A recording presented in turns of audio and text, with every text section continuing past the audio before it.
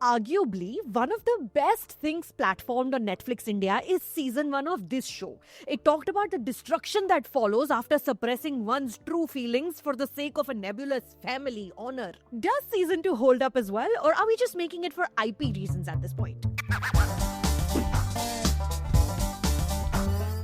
Hey all, my name is Sucharita. Welcome back to my channel, where today we are talking about season 2 of the very popular Netflix India series Kohra.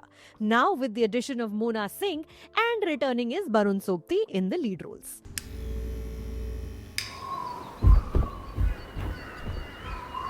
I would recommend a binge watch of season 1, by the way, before getting to this new one.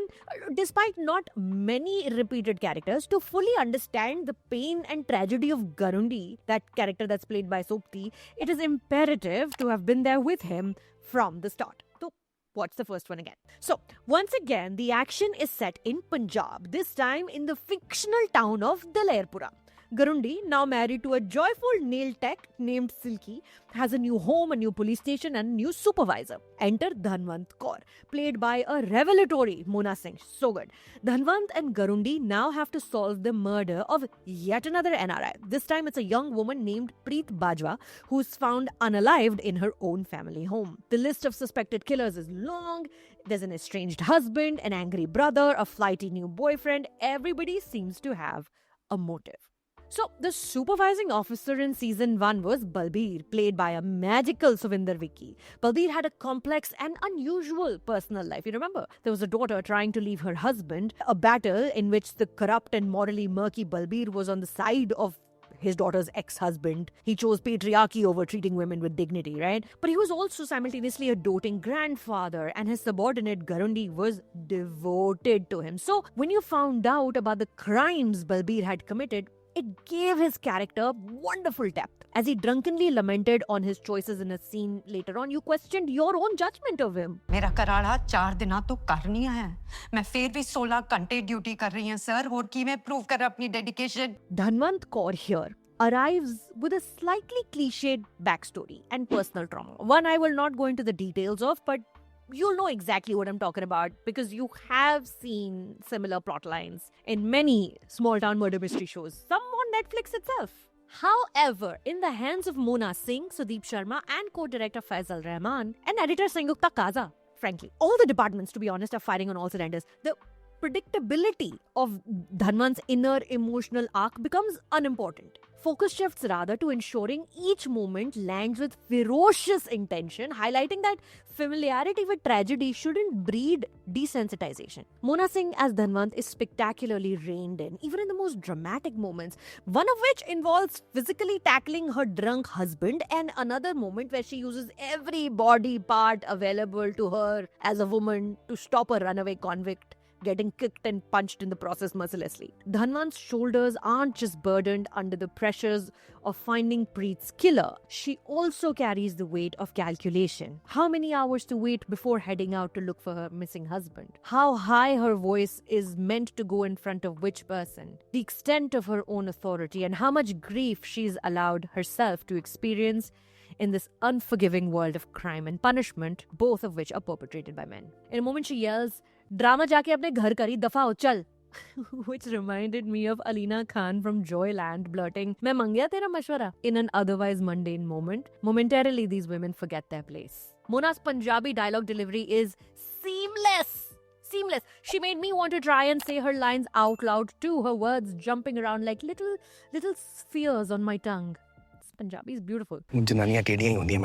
बंदे भी कुछ घट नहीं होंगे Garundi this season gets a redemption arc, and this is where the writing seems to be pulling some punches. We know this character as a man who is stuck in impossible situations. He's almost naively unaware from season 1 of the true motives and intentions of everybody he loves, both at home and at work, right? This time, Garundi takes a cuter turn, for the lack of a better way to put it. He moves away from participating in extrajudicial actions and now is shown largely happy serving his boss and his wife.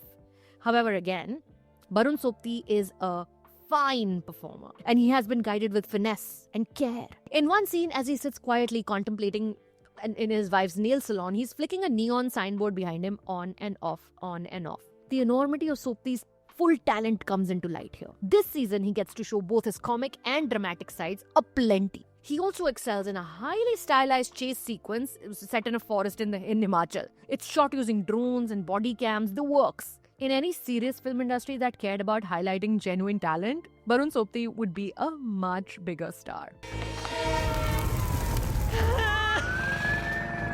Sudeep Sharma once again brings a sea of phenomenal actors to support these two leads. There's Ranvijay Singh, Pradyumna Singh, Anurag Arora, reliable and magnetic, as one would expect. Another new addition is Prerak Mehta, a young actor.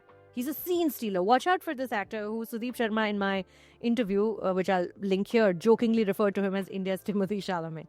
Very, very good. The landscape where Kora takes place is so bleak that certain illegal activities don't even warrant discussion. Faltu mein peet diya bechare ko, a cop says before moving on.